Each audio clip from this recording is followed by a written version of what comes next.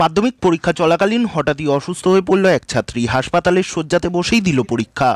বৃহস্পতিবার ঘটনাটি ঘটেছে পূর্ব বর্ধমান জেলার মেমারি 2 নম্বর ব্লকের বোহার গার্লস হাই স্কুলে। জানা গেছে, বলরামপুর স্কুলের ছাত্রী সবিতা কুর্মী বোহার গার্লস হাই স্কুলে পরীক্ষা দিচ্ছিল। পরীক্ষা চলাকালীন হঠাৎ সে অসুস্থ হয়ে পড়ে। সঙ্গে সঙ্গে স্কুল কর্তৃপক্ষ ও সাতগেছিয়া পুলিশ ফাঁড়ির সহযোগিতায় তাকে পাহাড়হাটি ব্লক প্রাথমিক স্বাস্থ্য কেন্দ্রে নিয়ে যাওয়া হয়।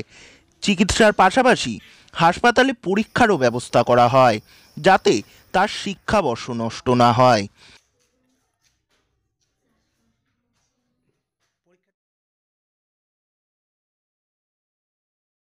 কোন জায়গায় এসছেন? হসপিটালে এসেছি পাড়াহাটি। কি কারণে এসছেন? ওই আমার বোনজি পরীক্ষা দিতে অসুস্থ হয়ে গেছে বলে মাস্টারে ভর্তি করেছে পাড়াহাটি হসপিটালে। যিনি পরীক্ষা দিচ্ছেন ওনার কি নাম? সবিতা কুর্মী।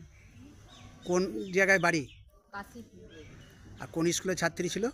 চকবরলাম কাশীপুর। আর কোন স্কুলে সেন্টার হয়েছে জানেন? হ্যাঁ, বোহার গার্লস স্কুল। আপনি কে হন? আমি বড় মাসি হই। পাশে যিনি রয়েছেন? ওইটা আমার বোন হয়, ওর মা। যে পরীক্ষা দিচ্ছে ওনার মা? হ্যাঁ, ওনার মা। আপনার কি নাম? আমার জ্যোৎস্না কুর্মী। আর আপনার নাম? সীতা কুর্মী।